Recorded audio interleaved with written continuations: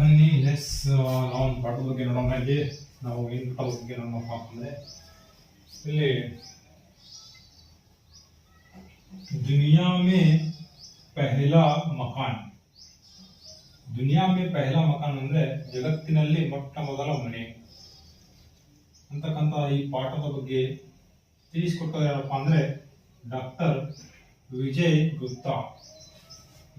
G ಅವರು ಏನಪ್ಪಾ ಅಂದ್ರೆ ಒಂದು ಕಥೆ ರೂಪದಲ್ಲಿ ಏನಪ್ಪಾ ಅಂದ್ರೆ ಒಂದು ಪಾಠವನ್ನು ತಿಳಿಸಿಕೊಟ್ಟಿದ್ದಾರೆ. ಆ ಪಾಠ ಯಾವ್ದಪ್ಪ ಅಂತಂದ್ರೆ ದುನಿಯಾ ಮೇ ಪಹಲಾ ಮಕಾನ್ ಅಂದ್ರೆ ಜಗತ್ತಿನಲ್ಲಿ ಮೊಟ್ಟ ಮೊದಲ ಮನೆ.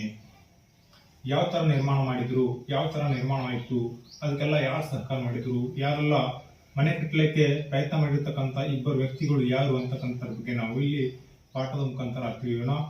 ಮೊಟ್ಟ ಮೊದಲದಾಗಿ ನಾವು ತಿಳಿತಕ್ಕಂಥ ವಿಷಯ ಏನಪ್ಪಾ ಅಂತಂದ್ರೆ, ಜಗತ್ತಿನಲ್ಲಿ ಪ್ರತಿಯೊಬ್ಬರಿಗೆ ತನ್ನದೇ ಇರತಕ್ಕಂಥ ಒಂದು ನೆಲೆಯನ್ನು ಹುಡುಕಬೇಕು, ತನ್ನದೇ ಇರತಕ್ಕಂಥ ಒಂದು ಪ್ರದೇಶವನ್ನು ತನ್ನದೇ ಇರತಕ್ಕಂಥ ಒಂದು ಪ್ರದೇಶವನ್ನು ವಶಪಡಿಸ್ಕೋಬೇಕು, ತನ್ನ ಪ್ರದೇಶದಲ್ಲಿ ಇರಬೇಕು ಅಂತಕ್ಕಂಥ ಮನುಷ್ಯನಲ್ಲಿ ಒಂದು ಆಸೆಗಳು ಇರ್ತವೆ.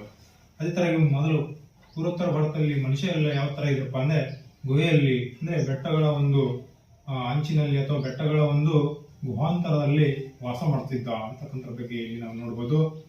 ಗುಹಾಂತರ ಅಂದ್ರೆ ಸುರಂಗ ಮಾರ್ಗಗಳು, ಬೆಟ್ಟದಲ್ಲಿ ಇರ್ತಕ್ಕಂತಹ ಸುರಂಗ ಮಾರ್ಗಗಳನ್ನೇ ತನ್ನ ನೆಲೆಯಾಗಿ ಕಂಡುಕೊಂಡಿದ್ದ. ಪ್ರತಿಯೊಂದು ಪಕ್ಷಿಗೆ, ಪ್ರತಿಯೊಂದು ಪ್ರಾಣಿಗಳಿಗೆ ಏನಪ್ಪಾ ಅಂದ್ರೆ ತನ್ನದೇ ಇರತಕ್ಕಂತ ಒಂದು ನೆಲೆ ಬೇಕು.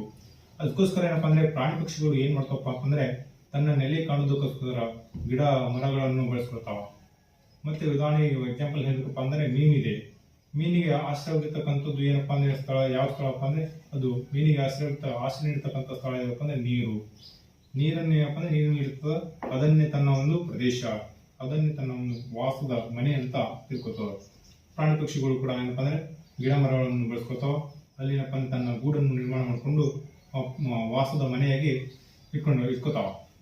ಅದೇ ತರ ಮನುಷ್ಯ ಕೂಡ ಏನಪ್ಪಾ ಅಂದ್ರೆ ನನ್ನದೇ ಇರತಕ್ಕಂಥ ಒಂದು ವಾಸದ ಸ್ಥಳ ಇರಬೇಕು, ನನ್ನದೇ ಇರತಕ್ಕಂಥ ಒಂದು ಮನೆ ಇರಬೇಕು ಅಂತಕ್ಕಂಥ ವಿಚಾರ ಬಂದದ್ದು ಯಾವ್ದಪ್ಪ ಅಂದ್ರೆ ಪೂರ್ವೋತ್ತರ ಭಾರತದಲ್ಲಿ ಬರುತ್ತದೆ. ಅದು ಯಾವ ತರ ಮನೆ ನಿರ್ಮಾಣ ಮಾಡಲಿಕ್ಕೆ ಏನೆಲ್ಲ ಮಾಡಿದ್ರು ಅಂತಕ್ಕಂಥ ಬಗ್ಗೆ ಈ ಪಾಠದಲ್ಲಿ ಏನಪ್ಪಾ ಅಂದ್ರೆ ವಿಜಯ್ ಗುಪ್ತಾಜಿ ಅವರು ನಮ್ಗೆ ಏನಪ್ಪಾ ಅಂದ್ರೆ ತಿಳಿಸಿಕೊಟ್ಟಿದ್ದಾರೆ. ಈ ಪಾಠದಲ್ಲಿ ನೋಡೋಣ.